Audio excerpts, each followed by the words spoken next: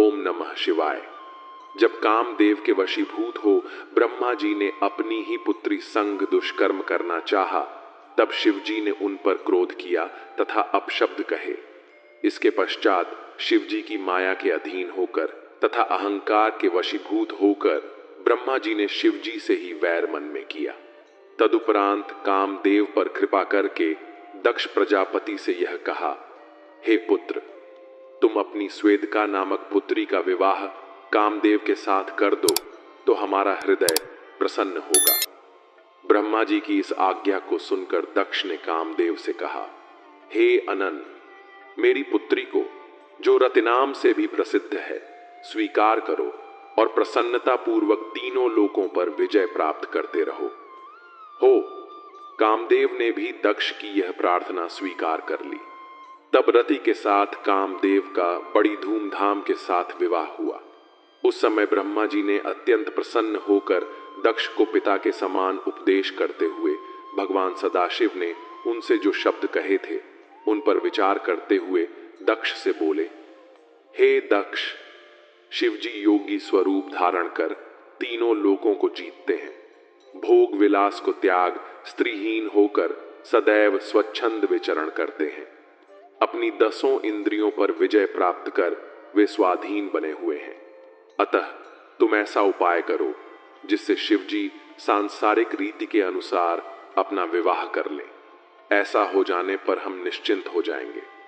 शिवजी ने तुम्हें भी बहुत धिक्कार दिया है और अपने बड़प्पन के अहंकार में भरकर किसी को कुछ नहीं समझा है। यदि विष्णु ने हमसे ऐसा कहा होता तो हम कुछ भी बुरा नहीं मानते। शिवजी हमारे पुत्र होते हुए भी हमारे प्रति ऐसे कटु वचनों का प्रयोग करते हैं और तुमसे भी, जबकि तुम उनके भाई होते हो, इस प्रकार अनादर वचन कहते हैं। सो यह किसी भी हालत में उचित नहीं है। अस्तु, जब तक शिवजी किसी स्त्री से विवाह नहीं कर लेते तब तक हमारा शोक दूर नहीं होगा। अब सोचने की यह बात है कि संसार में ऐसी कौन सी स्त्री है जिसके ऊपर शिवजी मोहित हो जाएं और उससे अपना विवाह कर लें तथा वह स्त्री शिवजी की सारी चतुर्वराई को दूर कर दे। यहां यह बात ध्यान में रखने की है कि जब कामदेव भी शिवजी को वश में नहीं कर सका तो अन्य देवता उनके समक्ष किस प्रकार ठहर सकते हैं। फिर भी यदि कामदेव कुछ प्रयत्न करें तो शायद काम बने। इतना कहकर ब्रह्मा जी हंसते हुए कामदेव के पास जा पहुंचे। कामदेव ने उन्हें अत्यंत आदर पूर्वक अपने पास बैठाया। उसी समय उनके श्वास से एक अत्यंत सुंदर पुरुष उत्पन्न हुआ। उसका नाम उन्होंने वसंत रखा। वसंत के जन्म से कामदेव की शक्ति में वृद्धि हुई। उस समय तीनों प्रकार की वायु चलने लगी तथा पक्षी गण मधुर स्वरों में चहचहाने लगे। कामदेव की उस शक्तिशाली सेना को देखकर ब्रह्मा जी ने कहा, हे मन्मथ, यदि तुम अपने पराक्रम से शिवजी को वश में कर लो तो तीनों भवनों में तुम्हारी अत्यंत प्रसिद्धि होगी। अस्तु, तुम मेरी आज्ञा मानकर इस कार्य को शीघ्र संपन्न करो। उनकी इस आज्ञा को सुनकर कामदेव ने उसे अपने मस्तक पर धारण किया। तदुपरांत वह उन्हें प्रणाम कर एवं अपनी सेना को साथ लेकर शिवजी के समीप चल दिया। जिस समय कामदेव अपनी सेना को लेकर शिवजी के पास चला, उस समय संपूर्ण संसार पर कुछ ऐसा प्रभाव पड़ा कि सृष्टि के समस्त प्राणी बुद्धिहीन हो उसके वशीभूत हो गए। शिवजी के गणों पर भी उसका प्रभाव पड़े बिना न रहा। जब शिवजी ने यह जाना कि कामदेव पर विजय प्राप्त करने के निमित्त अपनी सेना को साथ लिए हुए आ रहा है, तो उनके ऊपर उसका कुछ भी प्रभाव ना पड़ा। वे अपनी इंद्रियों को जीतकर अपने स्थान पर ध्यान मग्न बैठे रहे। उनके ऊपर कामदेव का कोई वश नहीं चला। तब कामदेव अत्यंत दुखी एवं चिंतित होकर वहां से लौट आया और कायरों की भांति ब्रह्मा जी के सामने आकर पृथ्वी पर गिर पड़ा। तदुपरांत स्तुति करते हुए इस प्रकार बोला, हे पिता, मैंने अपनी सेना द्वारा संपूर्ण देवता, मुनि एवं अन्य जीवधारियों को तो वश में कर लिया, परंतु शिवजी के ऊपर मेरा कोई प्रभाव नहीं पड़ा। अब मुझे यह भय लग रहा है कि कहीं वे मेरे ऊपर क्रुद्ध ना हो जाएं। प्रज्वलित अग्नि के समान उनके स्वरूप का स्मरण कर मैं मन ही मन अत्यंत भयभीत हो रहा हूं। मुझ में इतना बल नहीं है कि मैं उन्हें परास्त कर सकूं, क्योंकि इस बात की मैंने भली भांति परीक्षा कर ली है। कामदेव की बात सुनकर ब्रह्मा जी को भी अत्यंत चिंता हुई और मुख पर उदासी के लक्षण स्पष्ट हो गए। उस समय उन्होंने शोकाकुल होकर जो बहुत से श्वास छोड़े, उनसे अनेक प्रकार के गुणों की उत्पत्ति हुई। वे अपने हाथों में अनेक प्रकार के शस्त्र धारण किए हुए थे। वे बड़े जोर जोर से चिल्लाते, नाचते, गाते हुए मार मार की पुकार करते थे। उनकी संख्या का वर्णन नहीं किया जा सकता।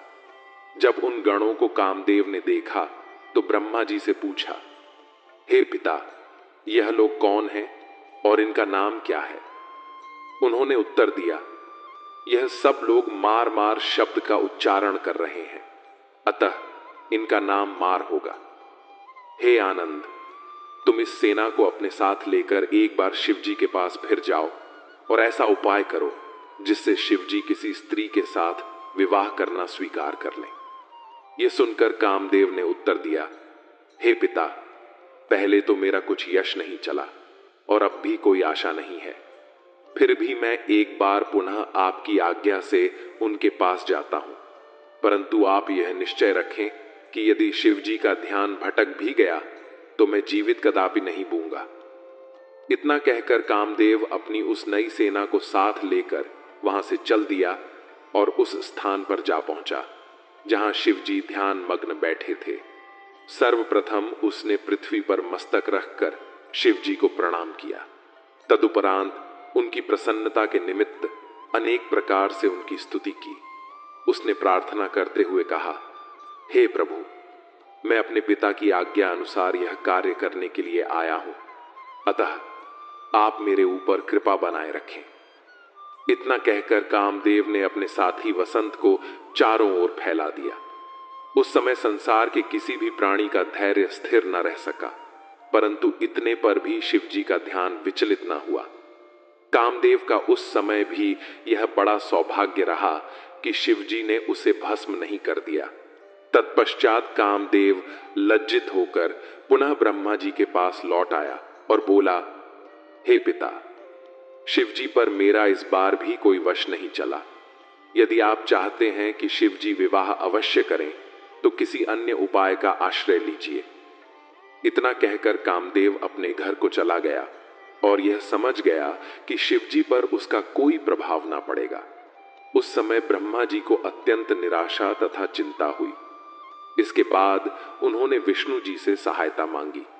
तब विष्णु जी ने उन्हें मां भगवती जगदम्बा का स्मरण कराया था और कहा कि उनके अलावा शिव जी अन्य किसी के वश में नहीं आ सकते। तदुपरांत ब्रह्मा जी और दक्ष ने मां जगदम्बा को प्रसन्न करने हेतु तपस्या की, जिसके विषय में हम अगली शिव पुराण की कथा में अवश्य देखेंगे और जानेंगे कि किस तरह मां सती ने दक्ष प्रजापति के घर अवतार ग्रहण किया।